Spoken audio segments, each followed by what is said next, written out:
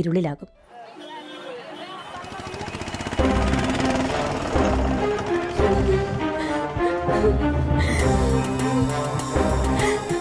Doctor Pisharody sir doctor Rakesh കുമാറുമായി സംസാരിച്ചുകൊണ്ടിരിക്കുക. Okay. Metro ഹോസ്പിറ്റലിലെ മെഡിക്കൽ ടീം പുറത്ത് വെയിറ്റ് ചെയ്യുന്നുണ്ട്. Okay, then come fast.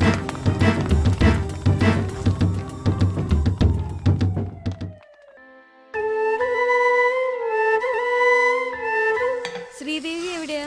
ചായ കൊടുക്കാൻ പോയിരിക്കുക ഫ്രാൻസിസിന്.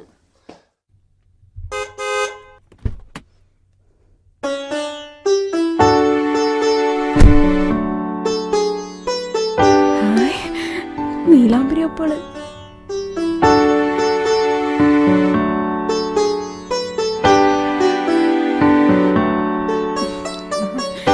അന്ന് കണ്ടെന്നേക്കാ ക്ഷീണിച്ചല്ലോ എന്റെ കുട്ടി. വരുട്ടാ. എവിടെ എന്റെ പാറൂട്ടി? മുകളിൽ മുറിയിലുണ്ട്. എല്ലാവരും മുറ്റത്തുള്ളപ്പോ അവള് മാത്രം എന്താ മുറിയില്? പാറുവിന്റെ ഏറ്റവും അടുത്ത കൂട്ടുകാരുടെ അമ്മ മരിച്ചു. ഇന്നലെ ആയിരുന്നു ചടങ്ങ്. അവിടുന്ന് വന്നേ പിന്നെ അവളിങ്ങനെയാ.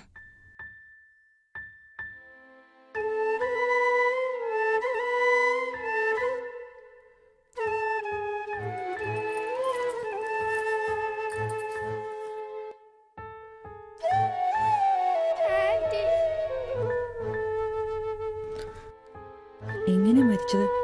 ഹാർട്ടിന് പ്രോബ്ലം ആയിരുന്നു. ഡോണറെ കിട്ടിയില്ല. എന്റെ കുട്ടി കരയരുത്. ദൈവം വിളിച്ച പോകാതിരിക്കാൻ പറ്റുമോ? ഹൃദയം കിട്ടിയില്ല എന്നൊക്കെ ഓരോരോ കാരണങ്ങളാ. സമയമാവുമ്പോ നമ്മളെല്ലാവരും പോവും. എന്താ ആന്റി ഡോണർ എന്ന് പറഞ്ഞ? അതോ, ആകസ്മികമായി മരണം സംഭവിച്ച നമ്മുടെ അവയവങ്ങളായ ഹൃദയം, കണ്ണ് എന്നിവ ആവശ്യമുള്ളവർക്ക് ദാനമായി നൽകാൻ തയ്യാറായവരെയാണ് നമ്മൾ ഡോണർ എന്ന് വിളിക്കുന്നത്. ഹൃദയത്തിന്റെ പ്രവർത്തനങ്ങളിൽ പ്രശ്നമുള്ളവർക്കോ കാഴ്ചയ്ക്ക് പ്രശ്നമുള്ളവർക്കൊക്കെ ഒരു പുനർജന്മമായിരിക്കും ഇതുകൊണ്ടുണ്ടാവുക. മനുഷ്യൻ ചെയ്യുന്ന പുണ്യപ്രവർത്തികളിൽ ഒരുപക്ഷെ പരമോന്നതിയിൽ നിൽക്കുന്നത്. അല്ല, അച്ചു എവിടെ? കണ്ടില്ലല്ലോ. താഴെ ഉണ്ടായിരുന്നു അപ്പോളെ. ഇവിടെ എവിടെയെങ്കിലുമൊക്കെ കാണും.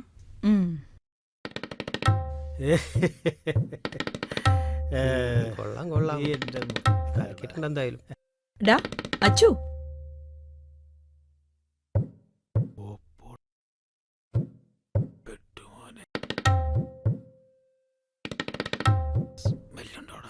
സുഗന്ധദ്രവ്യല്ലേ? എവിടെയായിരുന്നു നീ? ഞാൻ വന്നിട്ട് എത്ര നേരമായിന്നറിയോ? ഞാൻ അവിടെ ഇവിടെ. എന്ത് തെറ്റാ ഞാൻ എന്റെ കുട്ടിയോട് ചെയ്തേ? എന്താ എന്നെ കാണാൻ വരാത്തെ? എന്താ നിന്നെക്കുറിച്ച് കേൾക്കുന്നത്? വലിയ ചട്ടമ്പിയാണെന്നാണല്ലോ. പക്ഷേ നിന്റെ കഥ കേട്ടപ്പോഴറിഞ്ഞത് വെറും ഈർക്കിലി ചട്ടമ്പിയാന്ന്.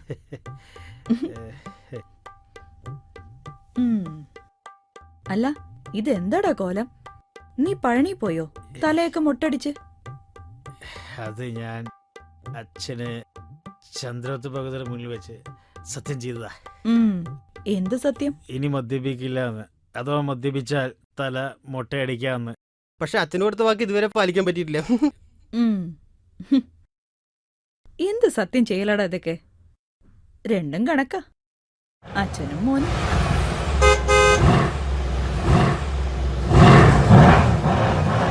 ഇനി ഞാനിവിടെ ഒന്നും ശരിയാവില്ല. അടുക്കളയിൽ പോയി വല്ലതും കഴിക്കട്ടെ.